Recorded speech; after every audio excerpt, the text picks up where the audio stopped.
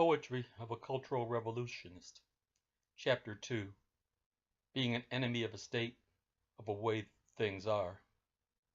Or, this is quite personal attitude and not some academic or abstract opinion.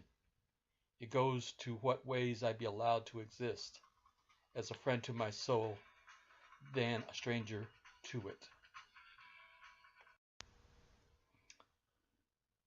I've been aware of this for a long and consciously tolerated time.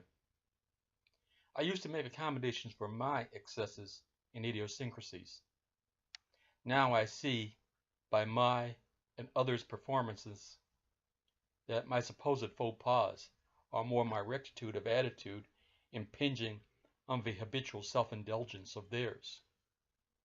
Their self-indulgences are the product of a cultural enablement that I suspect encourages such behavior for the eventual caste eugenics than for any of the virtues of individual liberty and the prerogatives of license associated with that cultural ethos they promote.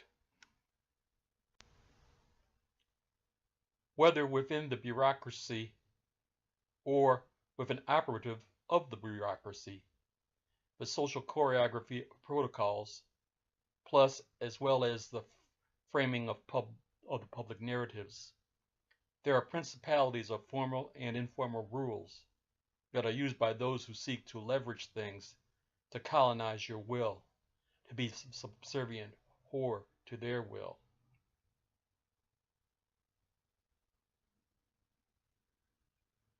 You find yourself jumping through the rhetorical hoops so not to be easily framed as a bad guy when it's the others who cross the line of offense and abuse, expecting you to cower to the atmospherics of how you be taken and seen.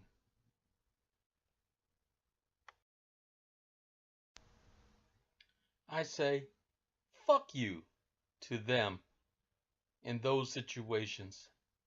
If that makes me the bad guy and rogue, then so be it. They talk about their feelings or being respectful to them, while they see no limits for what they do. Fuck them. Fuck this whole motherfucking setup.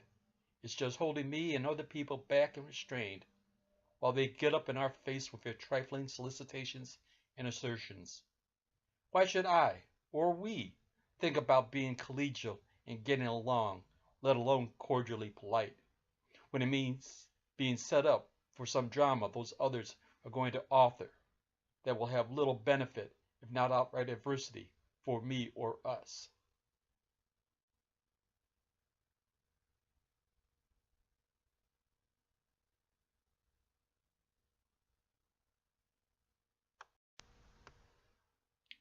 We're in a connected web of consequences.